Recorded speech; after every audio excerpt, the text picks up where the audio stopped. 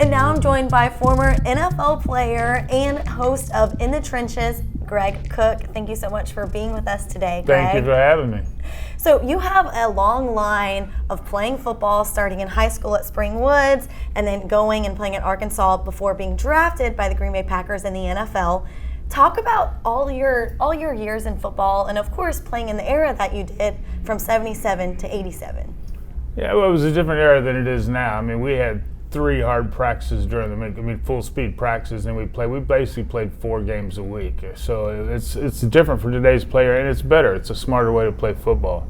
But I had nobody gets to where they get without a lot of help. I had great coaches at Spring Woods, and then when I got drafted, when I signed with Arkansas, Frank Broyles was our head coach. But our offensive coordinator was Joe Gibbs, and our defense coordinator was Jimmy Johnson. So we had some pretty good coaches there. And then I get drafted by the Packers, and Bart Starr, who was my idol growing up, he's my head coach. And so it's just been a wonderful ride, and I'm very blessed to have been able to take this ride. And I had a lot of help from a lot of people. And speaking of the ride and how long that you played, football takes a toll on your body. And unfortunately, you've been a victim of that, being diagnosed with Parkinsons. Right. But I was reading that you've been having these symptoms for quite a while, maybe a decade or so Yeah, now? about 10 years. 10 years ago, I lost my sense of smell, which I really didn't think anything about. I thought, well, that may be due to head-related injuries, but I mean, cognitively, I've been fine.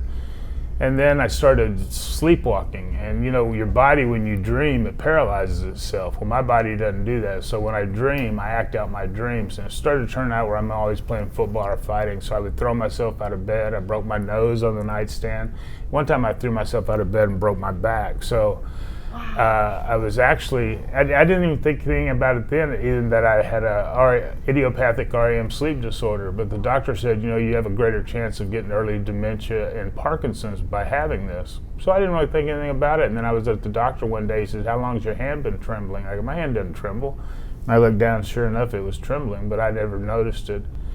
And so then you went and had the test because the NFL was testing for those things, and I was diagnosed with Parkinson's. And well, it's not a death sentence. People say, how you handle it. I mean, it's not like they said I had stage 4 pancreatic cancer or anything like that. It's a very slow progressing neurological disease that you can fight with. A lot of intense working out really helps slow the progress. So I can imagine with all the blood flow in the body. So I'm going to take as much time as I can to get back into the best physical shape I can get in and fight it the best I can. But, I'm not one of those guys that say, why me? I mean, why not me? I've been blessed in so many other ways. 11 years I played in the NFL.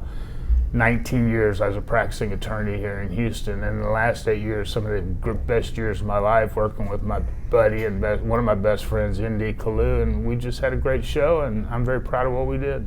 And let's talk about that, life after playing football and now behind the mic, and how it all came together. You were telling me that it started at another station working with Indy, and y'all just happened to hit it off, and we're like, we should do this more often. Let's go do a radio show. Yeah, we actually got a chance to work together. We usually worked apart doing football analysis, and the time we got to work together, I said, man, that was a blast, because we just I could recognize his facial cues, he could recognize mine. He knows what I was talking about because he's done it. I know what he's talking about because I've done it.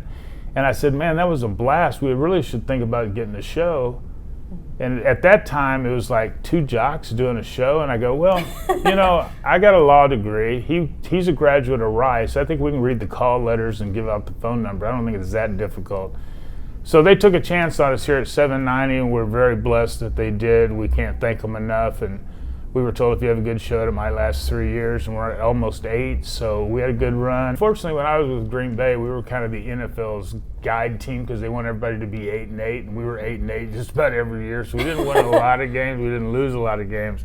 But we played the defending Super Bowl champions, the Washington Redskins, on Monday Night Football in That's hard to believe today. 83, and they were good, but we knew we had a really good offense, but our defense was a little suspect, and we beat them 48-47. It was till last year, it was the highest scoring Monday night game in NFL history. So, yeah, I still remember that game to this day. And then the playoff games when I was with the Vikings and with the Packers, but that game stands out particularly. And you were just telling me that when Green Bay went to play in Chicago against the Bears, that there were no heaters in the locker room, that they kind of Yeah, when you're you from were the visitors. When you're from Texas, you don't know that the Packers really hate the Bears. At least I didn't know that, you know. But they tell you the minute you get there, you hate Chicago, and Chicago hates you.